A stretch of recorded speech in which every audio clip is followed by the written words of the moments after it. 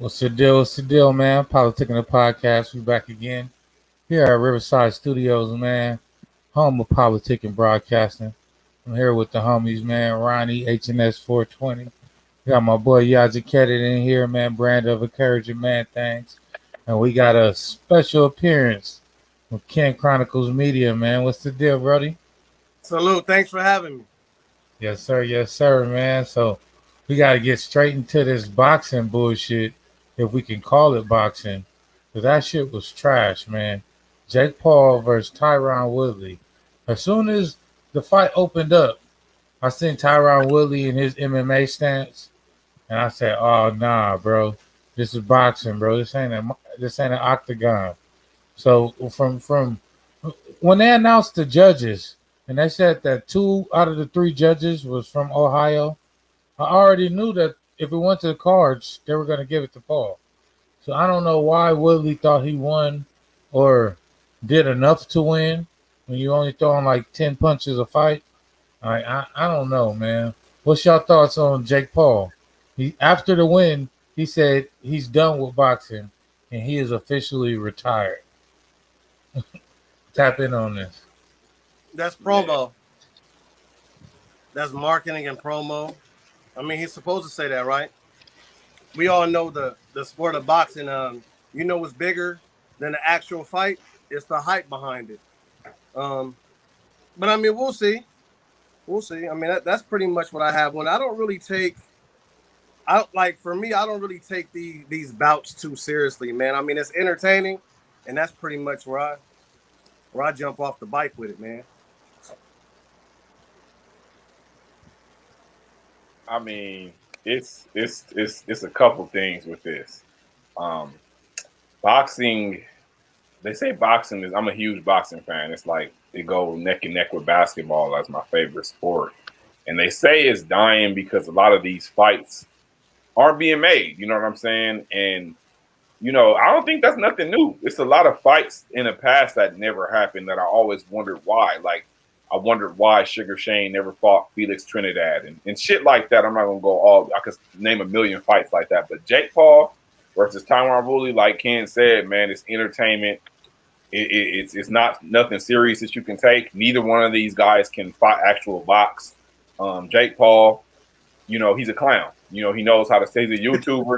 What I'm saying? He knows how to sell tickets. He's entertaining as hell because he's a clown. And, he's fighting people that don't have boxing experience or past their prime or old. Tyron Woodley is a UFC fighter. If he would have had any type of boxing experience, he would have knocked Jake Paul out in the second round. He just didn't know how to put together combinations or put together after throwing a one punch. He's a UFC fighter. He's used to grappling after a punch or kicking or whatever. He's not used to throwing boxing combinations and releasing his hands. So Jake Paul was very fortunate to be in there with an amateur boxer. The only reason why he was able to stay on his feet, because when Woolley did connect, the motherfucker damn near fell out the ring. You know what I mean? It wasn't for them ropes, he would have been in the crowd. So, it was entertaining, but I can't take him seriously. I don't think he's going to retire. Why will he retire from? And he could keep on doing these fights and keep making $10 million, $20 million per fight when he can keep doing these amateur fights. Why not?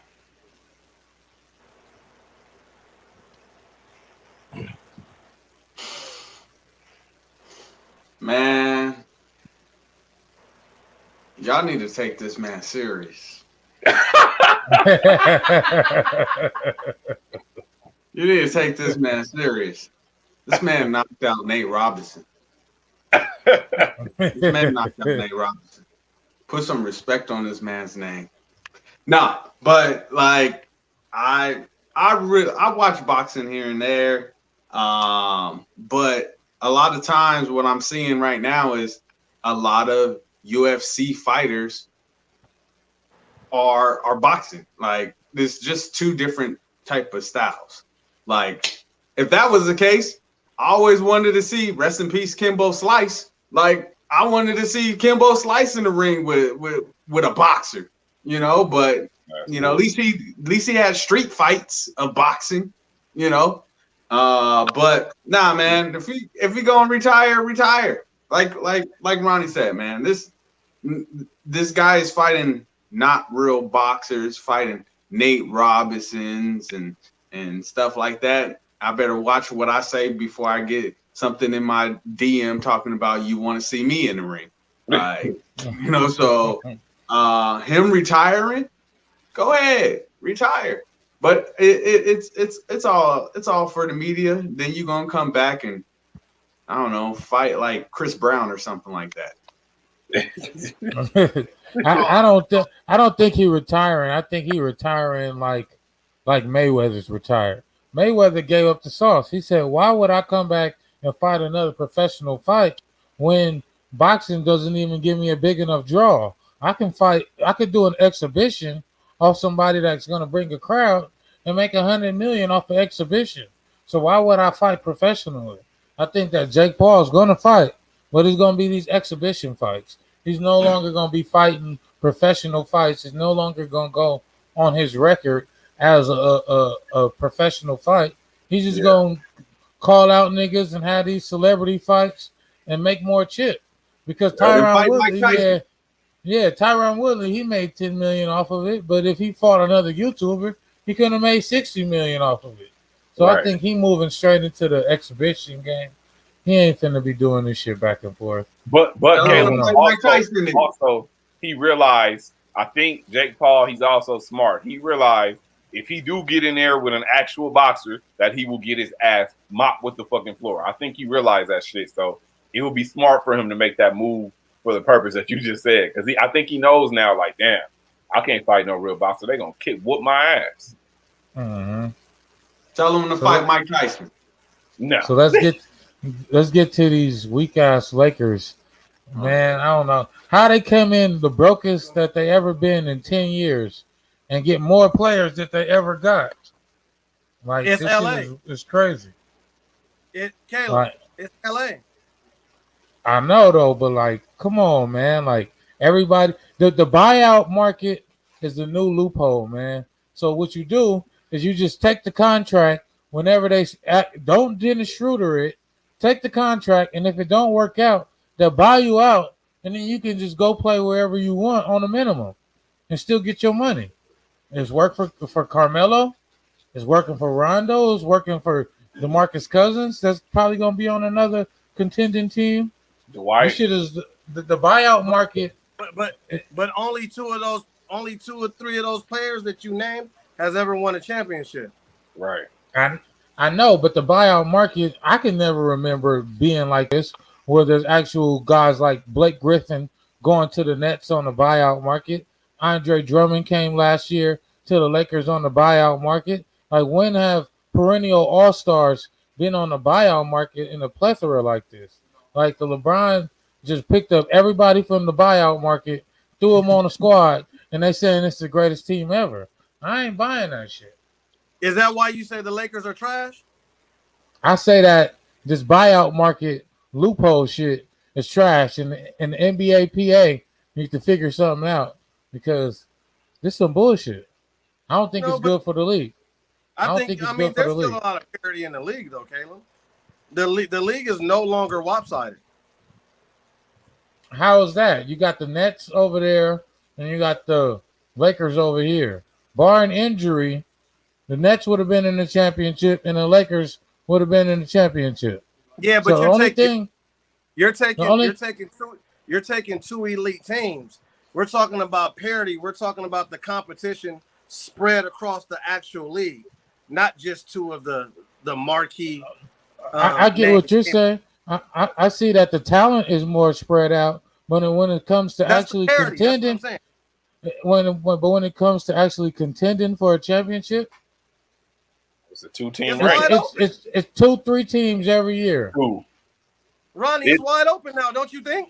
No, I think it's a two-team race to the finals. I mean, the Lakers did all this stacking up to beat the Nets. Like, barring injury, without the addition of Rondo and Melo, I think the Lakers were going to be in the finals anyway because Kawhi's still down for the Clippers. We don't know how Jamal Murray's going to look for Denver. Those are really the only two teams that could possibly challenge the Lakers. Other than that, the Lakers is in the finals. So they had to do all – they're stacking all these players for the Nets. They know that they need guards and extra players and names because the Nets is barring injury that them boys ain't playing over there. So I get what you're saying, Ken. I think it is some nice teams in the league. There's like a good. That's I want to say like Ronnie. Just let me say one thing. Yeah. Just regular season play. That's what I'm talking about. Oh, for sure. The regular season is you're right about that. It's the parity in the regular season is crazy because the Lakers and the Nets probably won't even finish as a top seed. Because of they got older players and rest and all this other shit. The Jazz, those teams are gonna be hot. But as far as winning a championship, I think it's a maybe a 3-team race with the Lakers and Nets for sure. I don't see Milwaukee beating the Nets. You gotta throw them in. Yeah, they're the defending champs. I can't see them beating the Nets. KD was a centimeter away from eliminating him by themselves if he would have just had this much room. So where you at on the court? Yeah, no, you're right. I'm just saying they barely squeeze past KD without no Kyrie and James Harden hobbled. You know what I'm saying? Like that was the Nets' victory. So the free agent, like you said, the buyout market. It's kind of a way for people to play where they want and still get paid, which is cool. But as far as the state of the league for that this year, it's just like damn, like I don't see no team in the East fucking with the Nets whatsoever. And in the West, let me just ask you one question. Mm-hmm. So just one last question before I go back to you, Caleb. So when it comes to the Nets, we actually have to see the actual gameplay with all the healthy superstars, right? Right. So right now, are we kind of speculating? We are. What? 10, 11 games together? Yeah. Right. It's all speculation. It's speculation, but barring injury, I just myself personally don't see KD the way he's playing at this level, James Harden the way he's coming off, and Kyrie. Are they all in their bag right now? They all in their prime. I don't see those three guys being on the court together this year healthy and not going to the finals. I just don't see it. What's up, y'all? What's your thoughts on this Lakers squad? Oh man, let's on Lakers squad, baby. I just like to take my little time right now to bring it all together. You got the Lakers, you got the Clippers. I remember last year we had healthy conversations about the Lakers and Clippers a lot. We talked about you guys a lot. Every time you guys won 5-6 games or something like that, it was Lakers, Clippers. And I come out of nowhere and I just say, shout out, and it's always gonna be that way, Shout out to my boy D Rose. And I was getting laughed at. What the hell does D Rose have to do with this?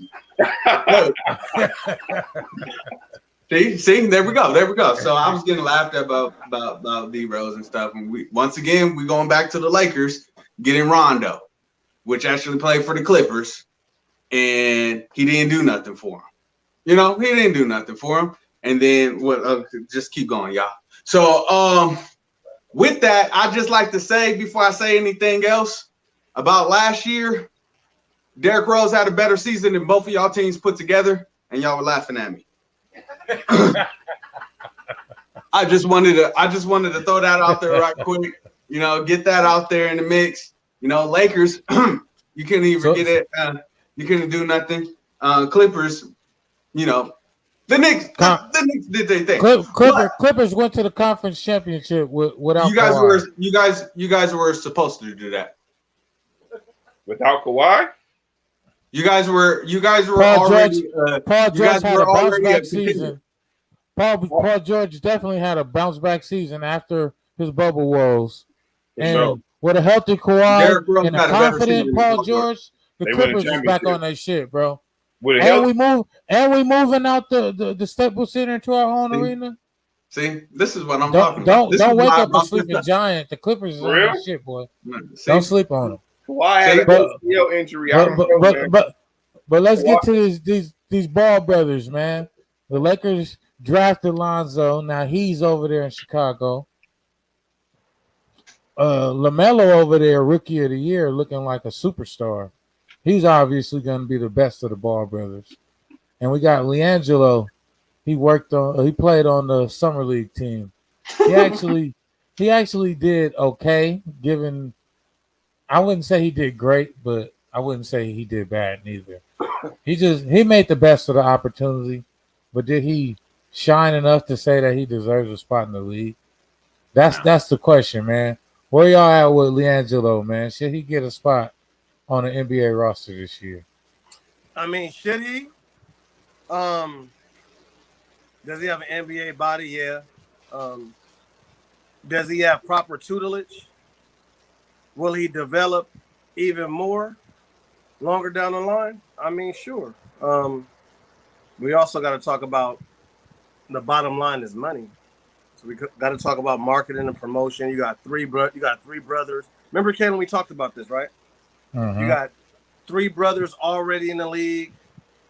I mean, it can only catapult the baller brand, given the fact that he's actually just at least decent in the league. He doesn't have to be a superstar. Just if he just makes a roster and gives somebody, I mean, I give him 8th, 9th man off the bench, to be honest with you. I mean, but if he gets in, it'll be advantageous just for the baller brand, I think, in its entirety, for sure. They'll bring it back. Do you think he fits the Hornets, though?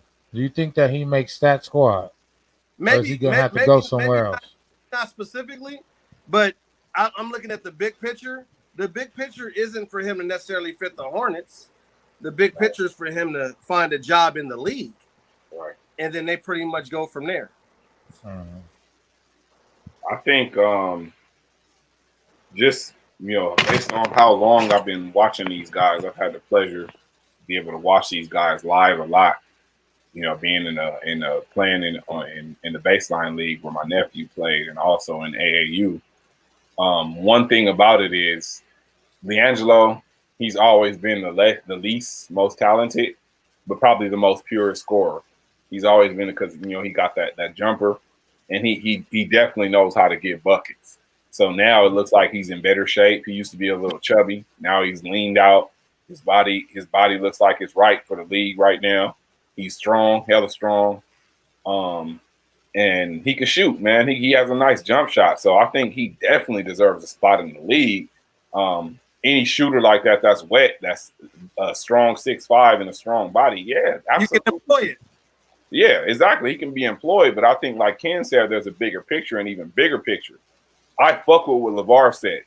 If he gets all his sons on one team, they can wreak havoc. They've been playing together since LaMelo was in 11 years old. LaMelo was playing 15, 16 U at 11 years old to play with his brother. So them three guys as grown men on one team, if they do get on the same team, like LeVar said, I think it could be trouble for the league, for sure, for sure. Your nephew played with them, Ronnie? Huh? Your nephew played with them? My nephew played against them. So okay. The 92-point game that LaMelo scored 92, that was against my nephew's school. My nephew and his coach was beefing, so he only played 2 quarters in that game. He put up 40 himself in 2 quarters, and his coach benched him for the other 2 quarters. He was beefing with his coach. But yeah, I watched my nephew battle these guys year in and year out, and I believe the hype when they fathers say if you put them together, they dangerous. So I'm interested to see LiAngelo make a roster and eventually get with at least one of his brothers, and you're gonna see the best LiAngelo Ball. I want to see it too. I agree. Hell yeah. Woo! If they get all on one team, that means they coming to Chicago, baby. Because Alonzo ain't going nowhere. 85 mil, he ain't going nowhere for at least 5 years, baby. So if they all want to come to Chicago, we with it. I think the Hornets may be taking a page out of the Milwaukee Bucks game plan when they got Greek Freak and they picked up his brother. And I think that is another reason why Greek Freak stayed with the Bucks. He got his brother. Hey, you employ my brother, you employ my family, right? You giving my family a job.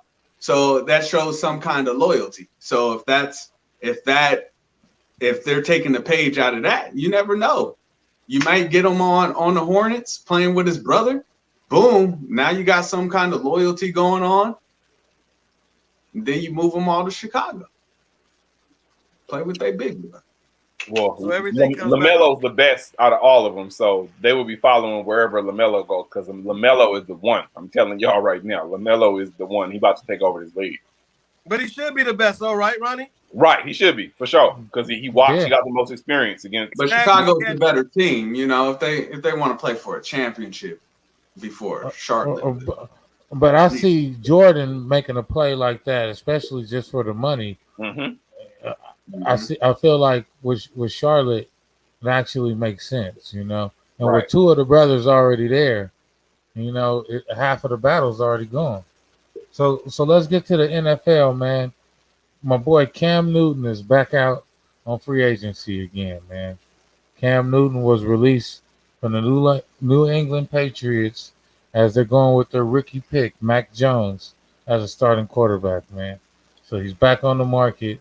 He had a COVID compliance issue, which caused him to miss practice, which caused Mac Jones to get those starter snaps.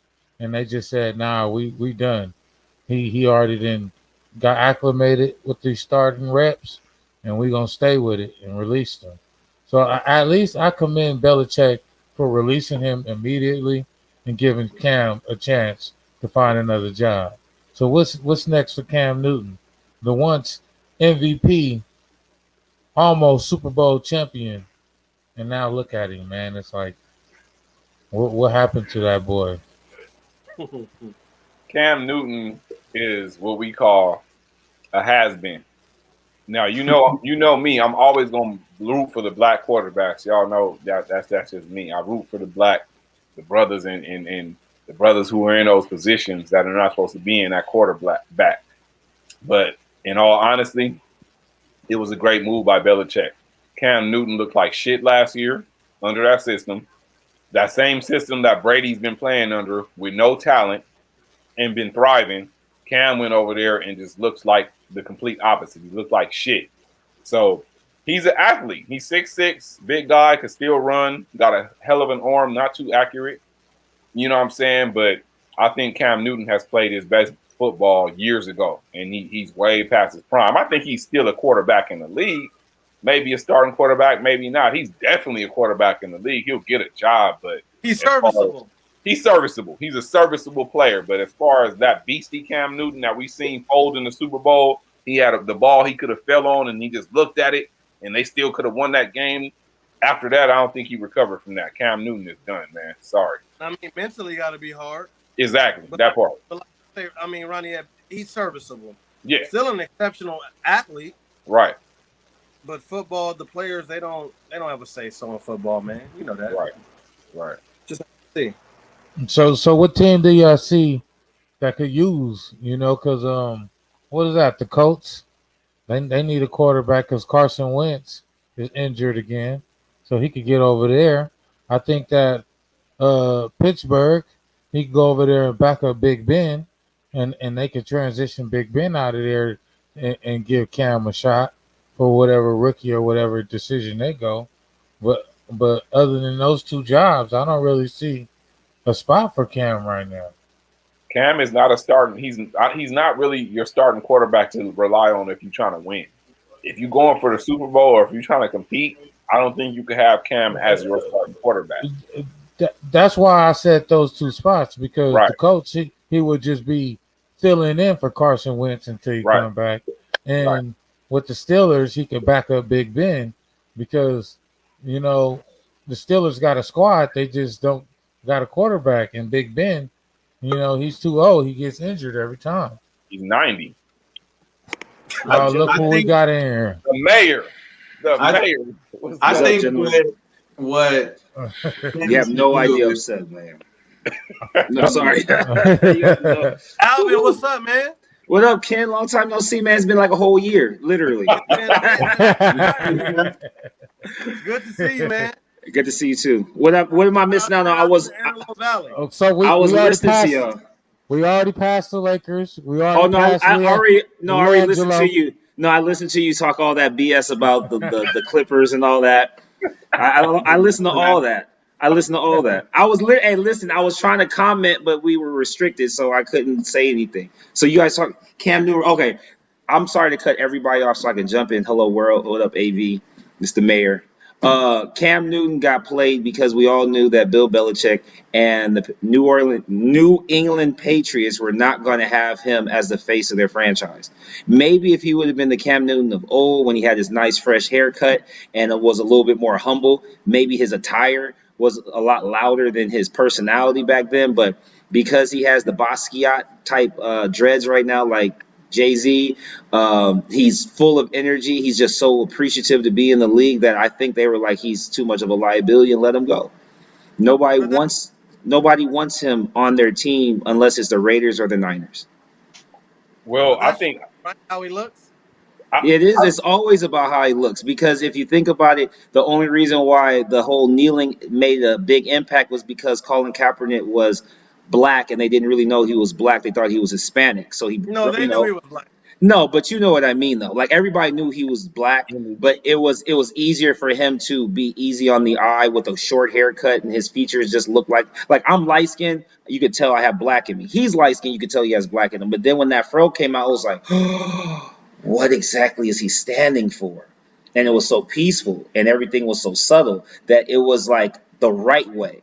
Cam Newton is almost like a, and I hate to say, because all right. I'm sorry. Cam Newton is a fuckboy who's hiding his sexuality with his crazy attire, because you know when he. Wait, hold on, wait. Let me stop. Oh, my bad. Okay, because that's what I'm saying. Because that's what I'm. No, I'm sorry. Because that's how I feel. His sexuality. Okay. No, I'm just saying. Talk that, Mayor. Talking, Mayor. I'm sorry, because look. This is the problem. This is the problem I have with the way the NFL presents black men. If you're not, I know if you're not a Goliath type looking dude, you're soft. You know what I'm saying? So Cam Newton. So now he's soft. Tom Brady isn't looked at as being soft. And have you seen him? Ken. I'm talking about Cam. I'm talking about Cam Newton. Cam Newton is ripped. That man is buff and all of that. But if you look at where his style has gone, being that he hasn't been doing everything he should have been doing the last 2 years, it's kind of straight off into the NBA red carpet type of vibe. The NFL, they don't rock with that. The NFL is the Sanders. Okay, Ken, we're not going to do this. Deion. Ken, Deion we're not. Deion didn't have an undershirt on. Ken and Caleb, y'all not about to do this. Deion had an undershirt on. Listen to me. You're not going to touch. You can't try to change where I'm coming from, because you know I'm fucking right. Deion Sanders was prime time. Deion Sanders was the only guy with a actual Jerry curl that we respected. Don't ever go anywhere for. What did you say prior? What did I say prior? I said Cam Newton's the way he's carrying himself now is not what the image of the NFL wants to present. So he's lost. I don't think it's the NFL, but I do. No, agree it's the NFL. I agree with the Patriots.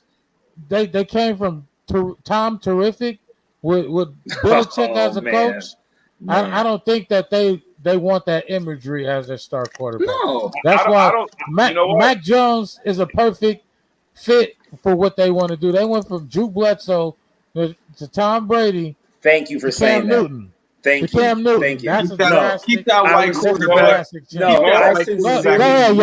Go ahead, y'all. Keep that white quarterback number one, baby. That's how it's going down. Keep the white quarterback number all one. Emotion. Talk your stuff, Mayor. Talk your stuff. Look. No, it's not about emotions, Ken. It's the honest truth. Know that I would normally agree with this stuff, because this stuff is prevalent. It's definite. But in this situation, I don't, because I think if Cam could actually play still, they wouldn't give a fuck. They took Randy Moss on when Randy Moss had the crazy hair. But that's a wide receiver. Hold on. Your quarterback is always the face. Go ahead. But I know it's not the same thing as a quarterback. But what I'm saying is they took on that huge personality. They took on that guy with the fucked up image because they knew he could still play. They even took a chance on Antonio Brown twice because who was their quarterback? Who was their quarterback? Right? No, you're right. You're right.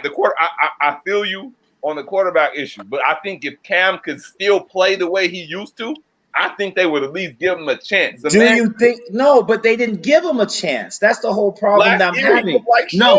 No, last did. year. Listen, They no, did look. give him a chance. Listen, look, And y'all. he didn't Look, do shit with it. but that was the rebound year off of Tom Brady leaving the Patriots. There was no winning season for them, and we all knew it. We all knew they were going to have a piss poor season. The one thing that we were all shocked on was that he didn't get cut before the season was over. That was what we were more shocked on. Was like, oh, okay, Yeah. Cam Newton's with the Patriots. What? He didn't get When cut. they He's still playing the whole season. When Okay, they cool. re-signed him, that was a shocker. It Would you put was. Cam Newton on But- your fantasy football team? Who? Would you Would I guys put Cam Newton on it? Would you No, put Cam Newton on your fantasy football team? No. you can't Because put he's something not. on. He Yeah. has to be on a football team to go on my fantasy football team. But But I'm like, telling he's not you, on a listen, team. If you How would am I even going put to him get on these your fantasy fantasy football team, it goes Look. back to All the right, we promises, gotta right? move on. We gotta move on, man. wait, Caleb, I got the mic drop real fast, less than 30 seconds. The reason why it has to do with his image more than it has to do with his Why are you going back off the to field that? answer. Why are you No, I'm going gonna back tell to you, that? Ken, No, because he's done. Let it go. Ken. This is your first time back. Be quiet. No. The reason, listen, Don't you're talking to the practice. wrong one. Ken, you're It's talking a to the wrong different, one. Alvin, it's a Listen, different program, I got 30 baby. seconds. Don't Ken, I got practice. 30 seconds. Ken, Yeah, I got man, 30 I'm waiting seconds, for and you're this. wasting my Come time. on. You're Come wasting on, my we time. gotta move on, man. I know. The reason why they not rocking with Cam is because of his image. Because do you know why I'm accurate? They try to blackball Mike Vick for fighting dogs, but yet he still ended up getting a job with the Philadelphia Eagles later on. It wasn't a physical image. No, it was wasn't. based off of an activity. Ken, my 30 seconds are up. All right, Let's we go, gotta Caleb. move on. We Let's gotta go. move on. I have I'm to right, say you're wrong. I though, love you. I do not agree with you. I know you don't. I know you don't, but I'm telling the truth. Talk that stuff, man. It's getting hot up in here. If it was not the Patriots, then I would say something different. If it wasn't the Patriots, he'd still have a job. All right, man. So let's get to the New Orleans Saints, man. So Hurricane Ida has devastated Louisiana. It's basically Hurricane Katrina all over again. And the New Orleans Saints have relocated to Dallas temporarily. First time they're gonna have a winning team in Dallas in the last 10 years. Hey, you got a lot of bold statements there, Alvin. Right. Ken, I am late because my kid left her phone in the gym and we are all the way home. But none of that matters. All I'm doing is spitting hot fire facts. As I told Yaja, I was coming with that flame today and for the rest of my life. It's the first of the month, baby. I First of the inspire you. month. Thank you. Oh no, it has nothing. No, it has nothing to do with you. I was watching on the phone and I said they replaced me with Ken. Oh no, I gotta hurry up and get back on the mic, baby. You can't replace me. This is a different program. I'm you a know, new man. you've been gone for too long. We took over, baby. We took over. Yeah, you heard. Hey, all right, let's get back to the subject though. Let's get back to the subject my though, bad, man. my bad. All right. How do y'all feel about the Saints possibly playing out a long stint of the season in Dallas? And is that detrimental? They don't have Drew Brees no more. They're starting Jameis Winston, and now they have this hurdle. What do you think that's going to do to the league as far as the standings? And is that clearing the path for Tom Brady to go get his 1,000th ring? I think I'll go ahead and start because it was dead silence. So I think they're going to have a good, solid season. I'm hoping they get to have like a New Orleans Hornets type of deal, like when CP3 was still there, when Hurricane Katrina hit, where their fans and their community, the whole state, has something to look forward to. It'd be really nice for them to win a Super Bowl, similar to how Houston won the World Series, but Jameis Winston, I think he's going to hold it down. He'll probably be maybe top 10 quarterback in the league. As far as statistically speaking, by the end, he'll hold his job. He'll actually be able to play again next season. And it's just going to be like a feel-good story. They'll beat some teams that they're not supposed to. They'll lose those really close games. And then if they make the playoffs, it'll all be driven off of this hurricane, actually. If they put on for their city and state, it might end up being something entertaining. What's up? What's good, Ronnie? the New Orleans Saints. I got you there. Right, my bad. First of all, I feel for the people of New Orleans that's dealing with this, and not just the football team, but everybody. First, and let me say that. But them having to go to Dallas, where there's already America's favorite team, which are they still America's favorite team? The Dallas Cowboys. That's like one of these teams coming out and playing in LA with the Lakers. Like, that's going to be pretty tough, you know what I'm saying? And then they got the Texans over there. But, the Dallas Cowboys, I don't know where they're going to play. Are they going to play in Texas Stadium? Where are they going to play? So that's going to be pretty interesting to see as far as what they're going to do. They ain't about to do shit. Jameis Winston, I'm fucking with him. I like him. I don't know if he's ready to make that step and turn into that guy that's going to lead a franchise. Hopefully, but I think like Alvin said, it'll be a feel-good story. Of course, you want to see cities like that lifted up through sports. Sports kind of is everyone's outlet, a lot of people's outlet. I won't say everyone, and you're able to kind of rise above certain things by coming together and celebrating and win. So it'll be a feel-good story. But will they do anything? Hell no. Man, you know what it is. I don't care about nobody else's team but mine. So it's all about the Seahawks, baby. I don't care about y'all are gonna be last in the division. Right. Okay. All right. We got the Rams, we got the Niners, we got the Cardinals, and then we got y'all. You guys are gonna probably be the last in the division. Okay, just like how you said the Clippers was gonna have a better season than D Rose. How did that work out? Okay, D Rose, we always getting D Rose. Yeah. Okay, I can say the Knicks. Like, y'all had a better season. All right. Okay, keep going. All right. I was just letting y'all know. But for the city of New Orleans, I hope they do.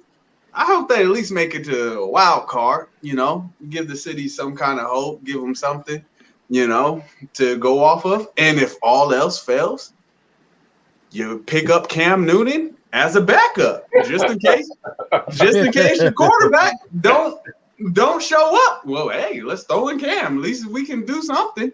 Damn. So throw in now. But it's Seahawks. That's it. What's your thoughts on the Cam? No, you know what? I didn't know this was going to be a part of the content. I didn't get that part of the show. Okay. For sure. Well, let's move on to this vaccination news, man.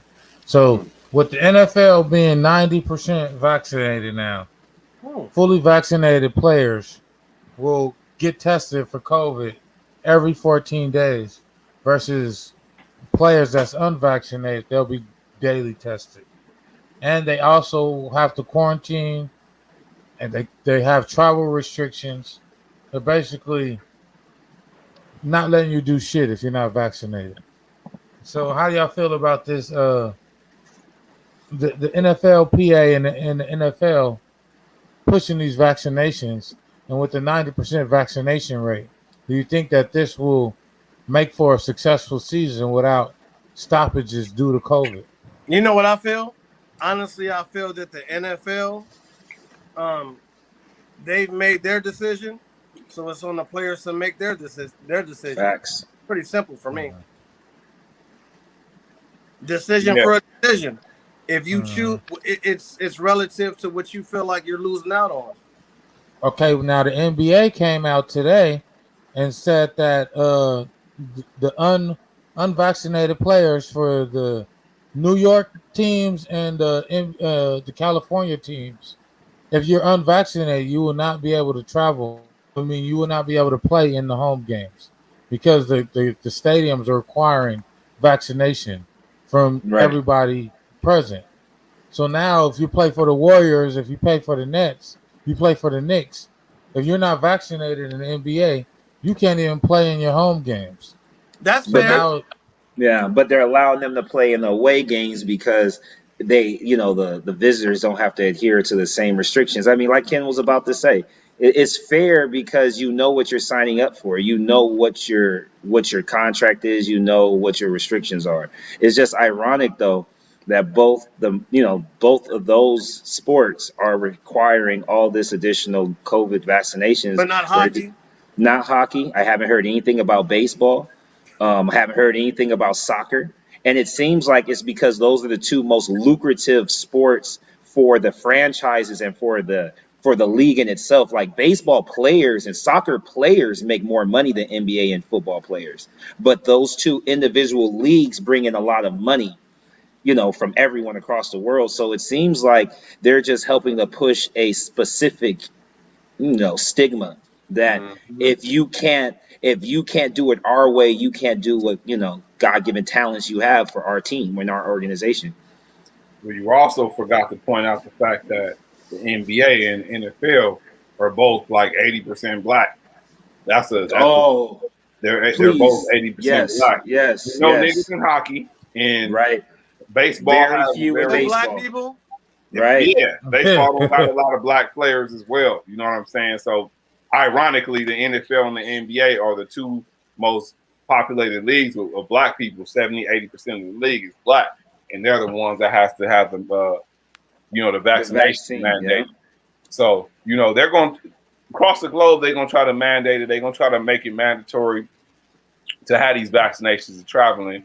But ironically, the only two leagues that are pushing this shit are the black dominant leagues. That's just food for thought for me. Nah, I get it and everything like that. This is my opinion on it and everything. It's a form of, however you want to slice it, it's a form of discrimination in a way where you go, okay, you have to, if you want to do X, Y, and Z, you have to take this. And that's where the world is going to. This is a form of discrimination, as in, hey, you got vaccinated and unvaccinated. If you're unvaccinated, you can't do X, Y, and Z. Then what is different than what we have already been through in the black community, where it goes, if you're black, you got to go to this bathroom. If you're black, you got to drink out of this water. And so now it's switched from skin color to, are you vaccinated? Aren't you vaccinated? And they're using the NFL and the NBA to be the front runners of it and push the propaganda of you need to be vaccinated. So it's not allowing you. I mean, it just goes down to a woman has a choice to keep a baby or not, right? She can keep a baby, do what she wants with her body. But when it comes to a vaccination, it's not what you want to do with your body. It's what we want you to do. And if you're not going to do it, you don't have a choice. I mean, it's kind of voluntary mandatory. Well, look, not to change up completely since I've been coming at Ken crazy. Much love though for you, Ken. I'm real, Ronnie, I've always felt like you were pushing the right image, because when you really think about it, right? And I'm talking about, me joking about coming from basketball practice. I like to give my speeches to the kids about, hey, NBA, there's only 400 or less positions or spots for you to make the team, right? If you want to be one of those 400s, not only do you have to outwork everyone in your community, you have to outwork everyone in your state, everyone in your community, your city, your state, blah, blah, blah. And I'm breaking it all the way down, right? And then I thought about it. As young black men and young black women, right? One of the things that everyone always tells us is how exceptional we seem to be just off of genetics alone. Your hair is so nice, you jump so high, you run so fast, you're so strong, you're so many different things that a lot of nationalities don't have, right? Football and basketball are the two most popular sports we play outside of track, being the third sport, being that's how we stay in shape and stay conditioned to do those different things. And Alvin, track is bigger internationally, so not even correct. Yeah. Well, you know what I mean, though, as far as those are our big three that we get to, to get to shine in. So considering that, there's no big guideline about track, there's nothing else, it's just the two main sports that we try to exploit and we try to dominate. it then opens up the conversation for more. Oh, well, what exactly does the COVID vaccination do to us long term? Because yeah, it might be beneficial for us right now to not spread it, but I'm looking at, Ronnie's right. Why are we the ones that are in the front to get the vaccination, and we still haven't heard as many reports about the deaths of the vaccination? We're only reporting how many people who are getting it or who don't have it. So it's like this is going to be something that we talk about right now, and then when Christmas hits, it's going to be a completely different conversation. Or what's going to end up happening is, those commercials on TV where it'd be like, "Hi, did you get the vaccination in 2019 and 2020?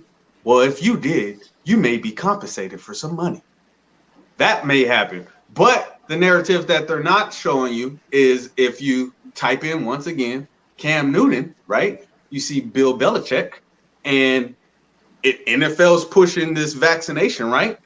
Bill Belichick said, because they were saying, oh, that's the reason why Cam got let go, right? And Bill Belichick said, you guys are able to do your information, get your homework and everything like that. If you look it up, most of our people in our camp, from players to coaches, most of us are all vaccinated, and we still caught COVID, but they're not pushing that. They're not showing you that. But he's already came out and say, hey, we're vaccinated and we're still getting COVID. So you restricting somebody's travel, or they can't do X, Y, and Z because they're not vaccinated. And if the vaccinated people are still spreading COVID, what's the difference? Well, that's everyone's ignorance about the COVID vaccination. The COVID vaccination is not meant for you to not get it, to prevent you from catching the disease. It's well documented. What it does supposed to do is prevent you from dying from it. So yeah, you're right about that. They're just, but it's an ignorant way from them to approach it, because the COVID vaccination, you don't not get COVID because you get the vaccination. We already know motherfuckers is still catching that shit.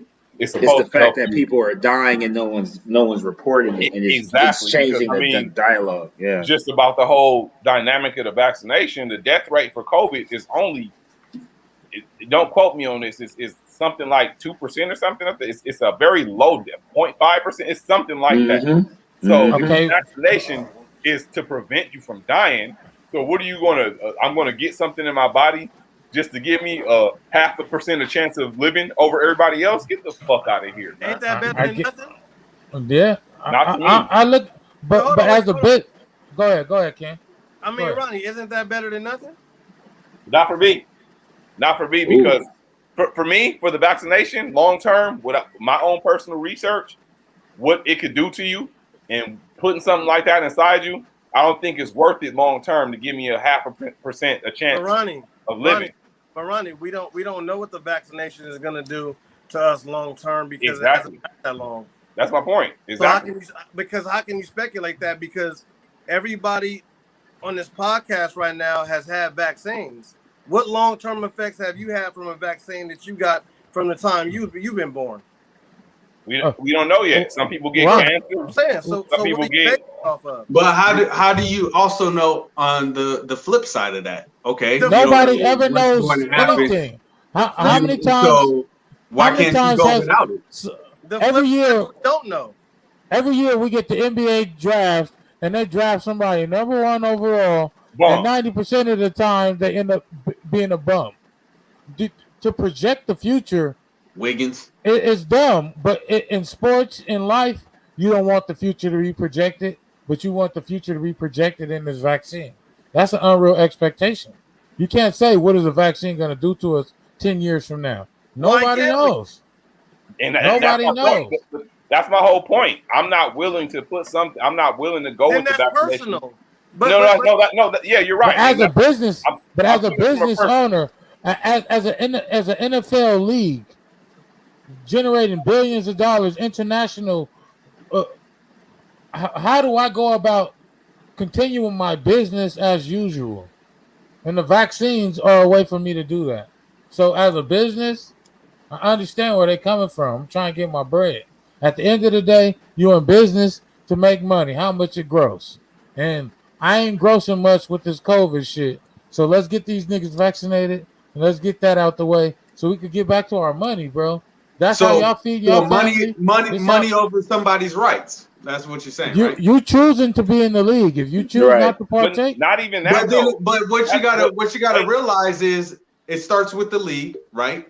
Then it goes down to Target employees. Then it goes down to X, Y, Walmart and is Z. already And then Walmart is already requiring. Yep. Amazon is about to start requiring in some But- states. So these Based businesses off that are what you just losing. said, though, it still doesn't make sense because COVID, the vaccination does not prevent you from getting the disease. So you're not. But it was really never out. supposed to. It But was no, never it's supposed not. to. Though. It's not. It's not though. You gotta really look. It's not. It's not meant to prevent you from getting the disease. That's what it's not meant for. Right. But It's look, not hey meant for guys, that. look, It's not guys, stopping nothing guys. from that. It's not stopping business at all because it's No. not preventing people from getting it at all. It's Okay, not. Look, so look, go ahead. go ahead. My bad, Caleb. I was just gonna. Mayor, get your last point in before we move on. All right. My last point to piggyback on everyone is that regardless what the vaccine is, right, from the HPV to the flu to whatever, right, it was supposed to be considered a choice because your body might not be able to fight off whatever this said disease is that you're getting the shot for, right? Given that COVID has only been affecting all of us, and I'll go as far back as what, early 2019, right, when they were first reporting it. We're now in 2021. Yes, it hasn't been enough time for us to see what the results of the vaccine will do to our bodies, but how many of us really were getting flu shots every year and it was never required of us to get it? How many times did people get HIV in jobs and they never had to let go of their job, even though they were hooking up with their managers or coworkers and such? So it's kind of just like, yeah, it's understood why so many people might want to do their best to help prevent catching and then dying from the disease. But there's really no reason to fight someone who's making a decision to take care of themselves. You know what I'm saying? Like, if they're a child and they're supposed to be held, or their parents are held accountable for their actions, that's one thing. But everyone 18 and over, if they say, you know what, I'm going to take a chance and I'm going to put my life in God's hands and I'm just going to do as best I can. I'm going to eat healthy. I'm going to stay in shape and I'm going to wear a mask and I'll stay 6 feet apart. Why do I have to inject something in my body that's not something that I feel comfortable with? Because it's bigger than us. No. You're right. And you know what's sad is when the influenza was was the last pandemic that we had, it was not mandated the same way for everyone to get their vaccines. We gotta move on. We gotta move on. You're right. You're right to choose. Go ahead, Ken. Thing. Ken gonna get the last point in before we move on. No, not necessarily. No, go ahead. I'm sorry. Go ahead. Go ahead. Nah, go ahead. It's fine. Go ahead. Hit it, Ken. Yo, say it. We want it. Please. So go back to your point about the flu vaccine. Well, no, I'm just saying, like, it didn't seem like when I talked to my grandparents about it, they said they weren't forced to take it and they didn't. They only started to take it over the last, like, say, 5 to 6 years because they're already in their 80s. My thing is, if I'm saying I don't want to take it or I do take it, that should be my choice. It shouldn't be the choice of like you shouldn't be able to force me to do anything I don't want to do. But that's what we're talking about, basically, is that that it's being forced of others to do something that not everyone wants to do. But how about we out the window. Start looking at this as less politicized and less medical? I don't even take Tylenol, so why would I get a vaccine? I don't even take Tylenol. I don't take ibuprofen either. Like, I don't. Go ahead, all right. We gotta move on. Can I say one last thing? But the things that you take Tylenol for, it's not compared to what you would take a vaccine for a pandemic. Yeah. I said I don't take Tylenol. When I broke my ankle and they wanted to give me morphine, I didn't take that neither. Semantics. Let's go. So let's get to the king of semantics, Kanye West, man. Oh God. This Donda album generated over 94 million streams on Spotify globally in the first 24 hours. It's the second largest streaming drop of all time. The opening track is a chant of him just saying his mother's name, and that went over 8 times platinum, just a 50-second chant Why of his would mom's name. This is some unbelievable, unheard of shit that he pulled off. What's your thoughts on this Donda album, this release, and how he's generating revenue from this album like no one has ever seen before? I'm gonna leave it alone. Go ahead, Ronnie. You laughing? I was about to say, I was like, I'll step up then. Go ahead, Ronnie. Okay, so just being a fan of Kanye's music, you know, early, I had to fuck with it. And I got through about 8 songs, and I was just like, man, like I think a lot of people that I've talked to just had the same thoughts. It was just like I was getting annoyed, not because it was whack, but it was something about it, man. It had it was really stressful trying to get through that whole album. First, it had 27 tracks. And then as I'm on 6 or 7, it's just like it sounded like the same shit every song, and it's just like I don't know what Kanye was doing. I really don't. I haven't listened to the whole album, so I can't say it was whack or not. But it's supposed to be a gospel album. It's not a gospel album. It's not a gospel album. It's never a gospel album. Look. I'll tell you what he did. I'll tell you what he did from my perspective, being a Rockefeller fan my whole life. I believe that Kanye and Jay-Z knew exactly what the hell was going on. You know how Kanye West is the little brother who's in the limelight, always trying to get the attention of his big brother, i.e. his song. And I think after everything that went down with him supporting Trump on that re-election, we all as black people looked at him like, bro, why are you jigabooing? Why are you cooning? Why are you doing this? Why are you doing that? He's doing no different than what we do on podcasts. We say specific things and we take specific actions to get attention. So Kanye's been building up this album for probably like the last 2-3 years. Yeah, it's gospel. Why wouldn't it be gospel? Because if you look deeper into his contract, he still owes Interscope a whole ass a global tour. He has not satisfied all of his requirements for his contract.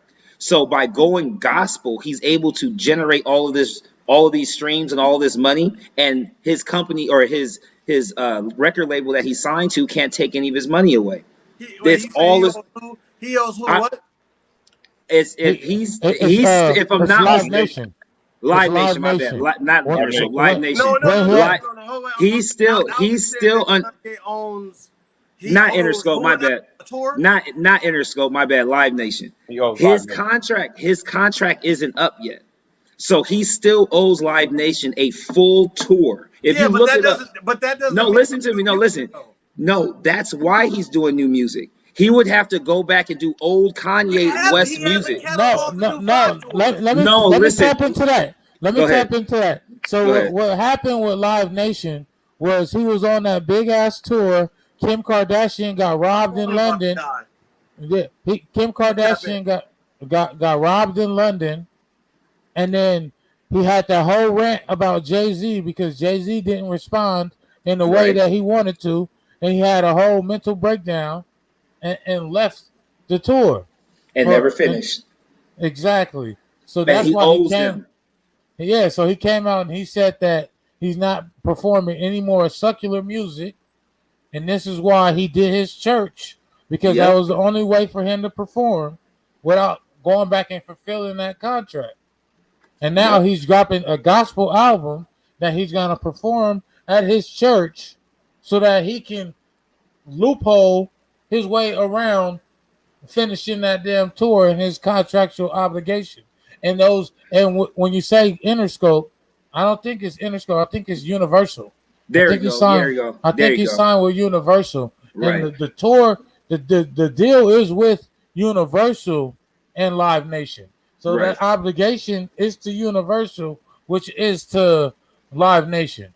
So you're absolutely correct. I think he's ducking and dodging that tour. And then to add to it, Caleb, because the only one thing I want to add to it, I haven't got the opportunity to listen to all 27 songs. But if you really, really, really look at the like 6 or 7 that everybody's streaming on, like say YouTube or whatever, or even on their Instagram, the songs are bangers. They have the right features. It has the right beat. It has the right delivery. It's the old, like the good songs on the album reminds you of College Dropout. It reminds you of Graduation. It gives you that like, okay, he's not in that dark, twisted fantasy when his mom died. He's not in the 808 heartbreaks. Like, you know what I'm saying? He's not a negative person, right? But the gospel, Donda, Donda, Donda, it's like, okay, I'm a mama's boy. I'm hurt. Let me show you guys what I've been doing. Even the part about all the kids that him and Kim Kardashian had, he's talking about his children. He's talking about his wife. He's even talking about how he's leaving her. Like, lyrically, Kanye gave us a taste of what he's been doing, but all of the jigabooing and all this church stuff, it was a calculated plan. I'm not mad. I mean, I didn't buy it, so I got free music. That has to be Yaja Kennedy clapping. Yes, sir. Yes, sir. Yeah. I just like to say, if we are considering this a gospel album, thank you, Kanye. Uh-oh. The gospel community says thank you for giving the gospel community one of the largest streams ever. We appreciate you, brother. I think there should be a new challenge off of hearing everybody. Forget the milk carton challenge. I think it should be a Kanye West challenge. Who can finish the whole album? That should be the next challenge. And if somebody comes out with that, that's copywritten. Came from your boy. But yeah, that should be the challenge. And then on the last note, good things come out of this, ladies and gentlemen. Kanye West drops this album. Soulja Boy has beef. True. True. Soulja Boy has beef with Kanye West. Again. This is what the world is coming to. We all sit up. We can't even listen to his whole album. You know, it's funny because this time, what was it like? This time last year, he was talking about Drake, and then he's beefing with Ye. Soulja Boy, man, beef with everybody, man. But you know what? Like, That's just showing, just like you talked about earlier. Soulja Boy is doing what Jake Paul and Logan Paul is doing, which he was one of the first ones to do it. He's trolling to bring attention to himself because he ain't got any more talent that anybody's willing to pay for. She make it clap. She make it clap. That's terrible. If you watch the Bow Wow Soulja Boy versus, you have seen that Bow Wow Soulja Boy had no good. Hey man, and he went viral on TikTok, bro. He know how to stay relevant, so you can't diss that boy. So Drake finna drop Certified Lover Boy on Friday, man. I know it's gonna have a Kanye diss. It's gonna probably have the whole album. Probably gonna diss Kanye. Nah. It's gonna be Drake's version of the City Girls. He's gonna have all the women going ape shit crazy all fall and winter. It's not gonna be a hot girl summer 2021. It's over already. Have y'all seen the album cover of Emojis? Yeah, well, all the women with the baby. Yeah. It's crazy. Come on now. That's just Come on now. He said that's what's gonna happen when he dropped this album. Is everybody gonna be pregnant? Yeah. I'm just gonna come out and say it. Y'all may not agree with me or anything like that. You know what I'm saying? This album may sound like a Lauryn Hill, because to me Drake reminds me of a Lauryn Hill, but Lauryn Hill can actually sing. And you know, Drake has that one note, but that's what I think it's gonna be. He's gonna give you some rap, but he gonna Man. Come on, man. We already know how Drizzy is coming, man. Drizzy is Drizzy. He's him 100% of the time. You Lauryn Hill, Drake, that man never. I was never a Drake fan. This is coming from somebody I ain't never had nothing good to say about Drake over the last 10 years, 12 years. But over the last couple, I've grown to respect the man because he don't miss, man. All his albums is gonna be good music, man. Regardless of if you like it, you're gonna be humming a Drake song. Drake is gonna be Drake. So this album is definitely gonna be Drake, vintage Drake, and it's gonna be dope. The dude is just in a class of his own with that. Like I said, he got the most hits ever. The dude is dope. Thank you, Ronnie, Ronnie, for I put a dub up on it. supporting. Look, Caleb, I put a Thank dub up you, right now that Ronnie. shut up, y'all. I put a dub on it right now. By next Wednesday when we come back on live, we all will find at least 4 songs For that sure. he completely sound bit or change up the speed of the melody of some old school songs that the original artist probably never gave him the clearance for. That we all like, hey yo, like it makes us feel some type of way. Then you're gonna have somebody on TikTok go, oh yeah, watch this, slow it down, reverse it, do, and it's one of our favorite songs. Like I like Drake because he always hits, like you said, he never misses. But Drake is one of those people that recycles bars, recycles flows, recycles beats, and no one ever gives him any shit about it. Never ever. He said he's like literally Soldier Boy said that was my bars. Like literally Soldier Boy came out before Drake did. He really did. He really sincerely did. So for him to say, so if he said anything at all that Drake turned around, flipped, and used on his album, that lets you know right there the boy he don't have the lyrical genius that everyone gives him credit for. He just has enough money to pay the right people to help him have the right image that nobody can find out about. You remember And Alvin, Gilly the Kid was Lil Wayne. You're right Gilly the about Kid was, all that. You're right about all that. But what I'm saying is just going off what's dropped. I know it's gonna be Now, good. It's gonna be it's good. always Yeah. quality music. I'm not saying the way he Yeah. do it is great. It's gonna. I heard Eminem dissing for that on one of his albums about being a ghostwriter and you know I heard Yeah. about all that, but Yeah. they've been saying it for years. But what's actually put out by Drizzy is always fire, man. Like Ronnie, Drake was talking about, when you buy my CD, I'm gonna sign it for you. This is Drizzy Drake. I'm gonna sign it for you, Ronnie. Thank you for your support. Ooh, nigga. hey man, that shit gonna slap. I already know it's gonna be a slapper. But Tell Drake me actually, to look at do better. Drake had an interview. I think it was on the Shop with LeBron actually. Mhm. I don't know. I'm not sure. And he was talking about how the beef started with Kanye. And he said that he went on to work on his album with Kanye and end up doing music for Kanye and never even working on his album. And then Kanye ends up taking him off the album when that shit actually dropped. So he like, I went over there to work on my shit, end up helping you on your shit, and then you take my shit off. And then when I'm there working on your shit, I share this information with you about me getting a porn star pregnant, and then you share that information with your team, and then Pusha T uses that to come at me. So it's Yeah, like, you're right. It was on the it's LeBron like James fuck show. It you, was you know. So it was Yeah. like fuck you, like that's some bitch shit. First of all, you were supposed to be helping me, and I helped you, and then you didn't even use my shit. right. Drake So- and Soldier Boy dual diss. I'm waiting for it. Drake and Soldier Boy dual diss. It's gonna be like Soldier gonna come out, yeah, and then Drake gonna come out. Ooh, I hate you, Kanye. Why you tell him about my baby mamas? Yeah. Ooh. Damn. Yeah, you're ridiculous, Yeah, bro. he's stupid. But I still think that it's gonna be a slapper. But 94 million in the first 24 hours, he's not fucking with Kanye. He's definitely not fucking with Kanye's numbers. I don't think that Certified Lover Boy. I guarantee. No. Hey, Compare- literally, watch him. No. Caleb, 100 million. Mark the words right now. 100 in 24 million. hours. I'm talking 100 million. If So he's gonna be number Kanye one. did He's gonna break the 94, record.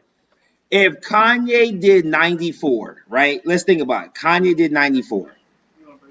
Drake is accepted everywhere like MasterCard and Visa. You remember, he's already doing the most solid marketing tool right now. The girl that he gave that check to for college in the video 3 years ago with that, I forgot what the name of the song was. She just graduated. He actually gave her 50 bands and she used it towards tuition, and she actually graduated, and there's proof she graduated. People are going to want to listen to this album just because Drake makes them feel good without even listening to his music. Oh, look at him! I like his beard. I like his little heart part in his fade. Oh man! I'm sorry, Mayor. I'm sorry.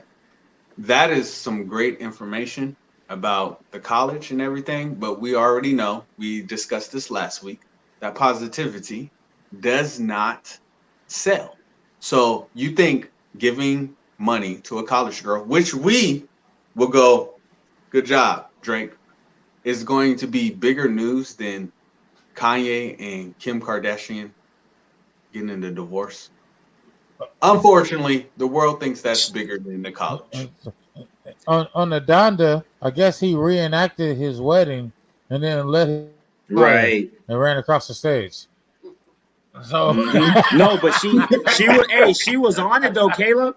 Caleb, she was in it. She came out in a wedding dress with the veil on and everything. Like if you think about it, if they're supposed to be getting a divorce, and she was a pawn, a character in his listening party, that was just to help bring attention to his release. Right. Ain't nobody, like everybody says, even though Kim Kardashian is one of the baddest in the world, there got to be somebody who don't like her. That's why Chris Humphries didn't make it. That's why Nick Cannon didn't make it or didn't last, whatever. Kanye West is what, right now, in most people's eyes, the second most powerful black man in America since Jay-Z's #1 off of money only. And his wife is the most successful and most sought after woman in the world. He would be dumb to let Kim Kardashian. Kanye got more money than Jay.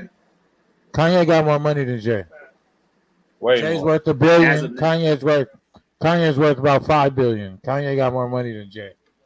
So then Kanye West is the new #1. Yeah, he big homie now. That's big homie. Oh no, but you gotta forget Beyonce. But Beyonce got billions. So then Beyonce plus Jay-Z. Beyonce doesn't have billions. Beyonce is like maybe she is. She's not like 500.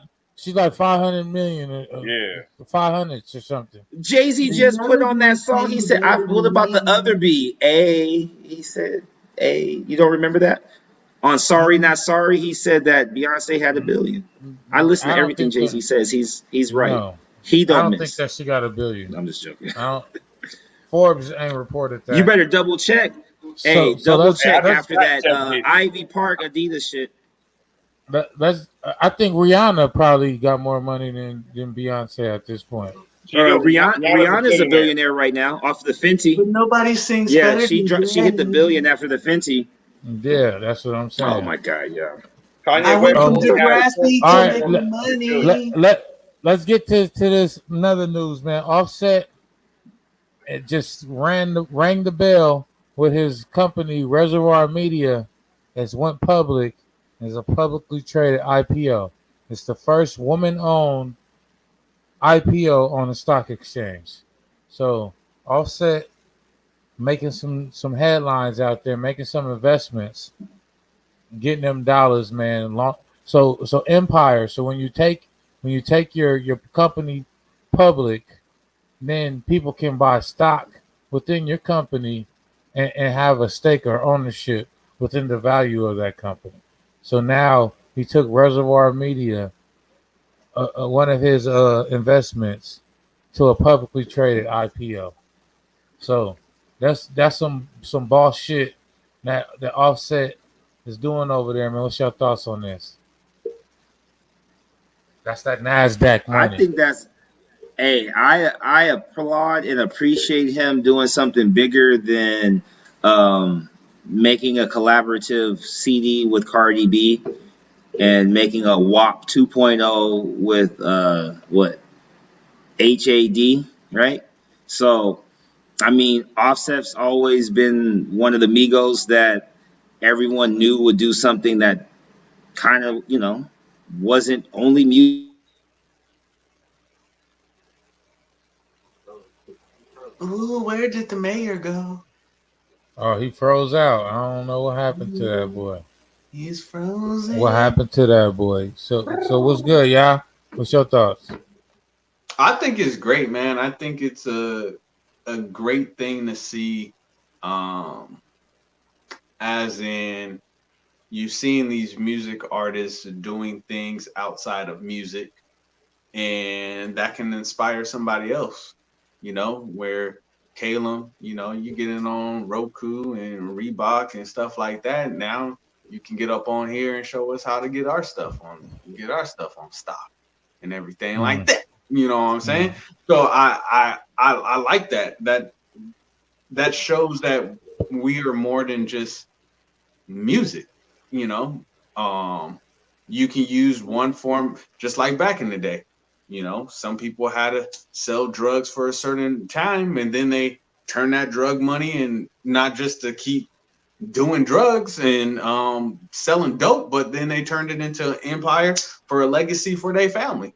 And this is just another way, a legal way, I guess, to do it. You went from music, you make the music that you make, whatever, people like it, they jump on it. You take that music money, and then boom, you turn it into a media. And now people are going to jump on and invest in it. And now you got another form of income. I commend that. That's dope as hell. What up, Ronnie? What's your thoughts? Yeah, I think it's great, man. It's something that I'm not well educated in that thing, that field. But I think it's great that he made that decision to let them to collaborate or whatever the deal is with that. Not a lot of us, black people, we don't do stuff like that. So it's good to see him taking that step and doing that and bridging that gap. But yeah, I think it's great for sure. I think that it's definitely the next level, because we definitely see a lot of black people nowadays practicing and buying stock, but nobody's taking their companies public. That's on a whole nother level. Like the whole Empire show was based upon them taking their company public, and the whole thing that it entails to build an empire that's publicly traded. So it's it's a whole game. You can actually be bought out. Steve Jobs actually was kicked off the board at Apple. He owned stocks, but he was no longer the majority leader, and his own board kicked him off. So it's a tricky game where you can get kicked out of your own company if you don't play that game right. It's literally a game of checks and balances. What's the deal, Ken? What's your thoughts on Offset taking his company public, Reservoir Media? Man, I don't have the contents of this show. Oh, yeah, I didn't get the same questions. Oh, damn! I didn't know that. That's the major disconnect here. Like the question you gave me is some of them, but it's kind of scrambled right now. So I'm just here for support. Yes, sir. So let's get to this Pentagon, man. The Pentagon announced that America has finally pulled out of its longest war in Afghanistan. So the last troops were withdrawn from Afghanistan, and we're finally out, man. So no more war with the Taliban. The Taliban has seized control of Afghanistan, and I guess we're just going to leave it be, or let the United Nations decide what they're going to do with the territory, man. So how do y'all feel about us just pulling out of that war? And I think that Obama had started to pull out the war but never finished it. So I don't know what was going on with that. What do y'all think about us finally being out of Afghanistan and not being at war? Who's the next war going to be with? Man, it's always good to hear any war ending or being put on hold or whatever it is. It's always good, but not just with the Biden administration, just with America and what we've been a part of over the years. Where I don't think we have a lot of allies left, man. And although we have the strongest military and all that other stuff, it just seems like we're on path to be, having some type of conflict with somebody. I'm hoping for not, for the sake of it, everyone living and no one having to get killed and die. But I can't imagine that, it will stay like that for very long. Just the way I think about it. Yeah. Seems like America's public enemy number one, with us pulling out. I mean, I don't got much to say about it because I don't really know all the details of it and everything of that nature.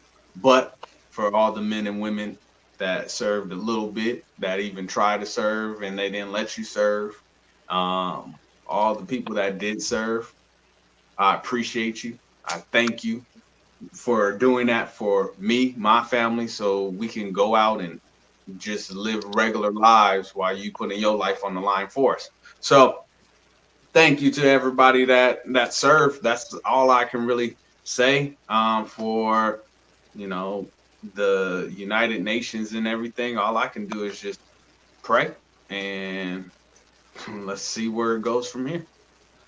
I feel that, man. So this last topic, man. So we all know about the bombing that happened, the suicide bombing in Afghanistan that happened as troops were withdrawing. So Biden sent the airstrike to kill the supposed attacker that was behind it. And when a target was hit, it was reported that there were no civilian casualties. But then when the Taliban released footage of the strike, there were all type of rubbish. There was a secondary blast that killed more civilians. So yeah, he got his target, but this drone strike had all type of civilian casualties alongside of it. And I think that that's just a coward move that you just send a drone to just blow people up anytime that we have a problem. I know that you didn't want to risk any more civilian troops, but do y'all agree with him just sending a drone to blow up everybody? Like, do you think that that was the right answer? I mean, the way I think about it is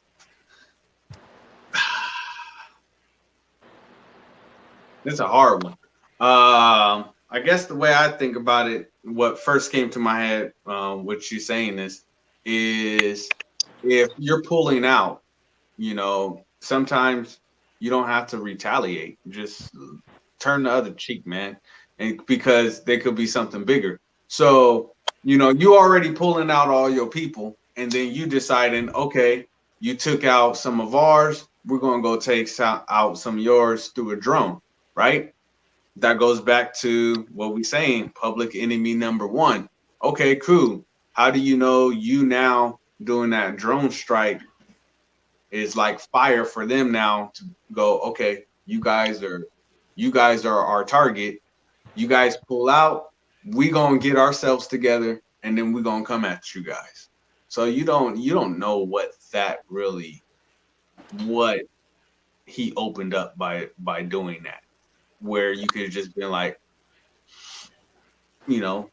unfortunately, I don't know. It's difficult.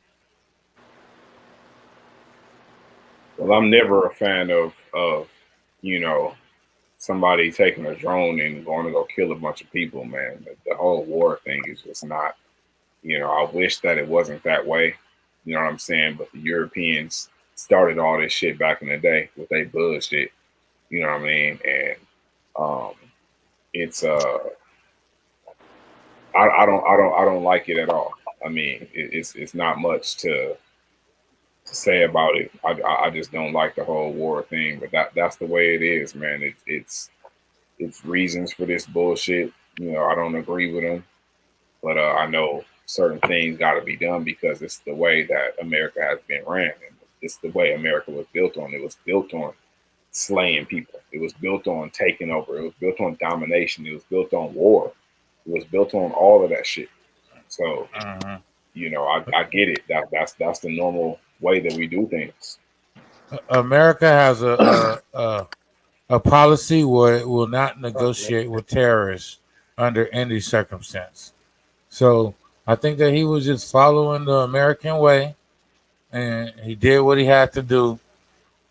You know, Obama, when they asked Obama at the end of his presidency, what did he regret?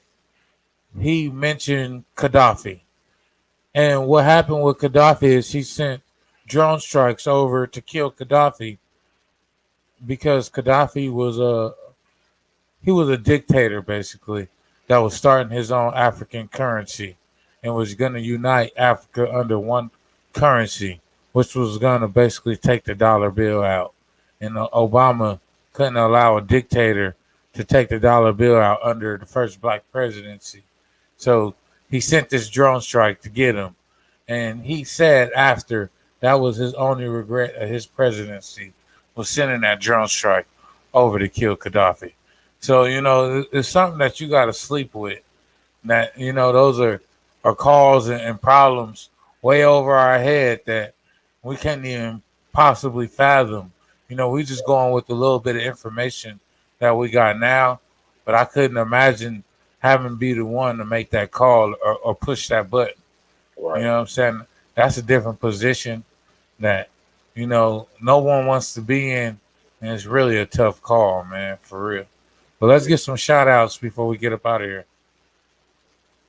I want to shout out to all the people that continue to support, all the viewers, everyone that's watching and been rocking with politics and the brand. Shout out the panel, Ken Chronicles Media, y'all, brand of encouragement, Alvin, I don't know where he went, the mayor, you know what I'm saying, focus on the future. And shout out to the team H&S and everybody else, but keep on rocking with us. We here now, we back. Yo, H&S. Shout out to Ronnie. Keep doing your thing, boy. Politician, focus on the future. Brand of encouragement. How we do it and everything like that. But you guys already know, man. My wife is crazy and stuff like that. So, I was at home and everything, and I was like, and she was like, "What's wrong with you?" I was like, "Man, I think I'm losing my taste."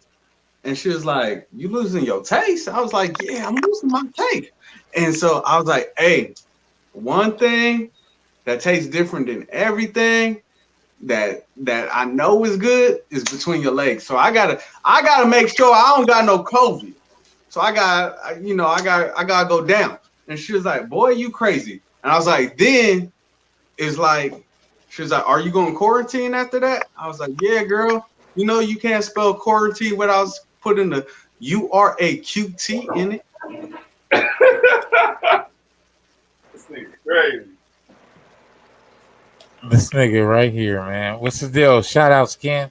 Hey, man. Get up out I here. appreciate for the invite on the show.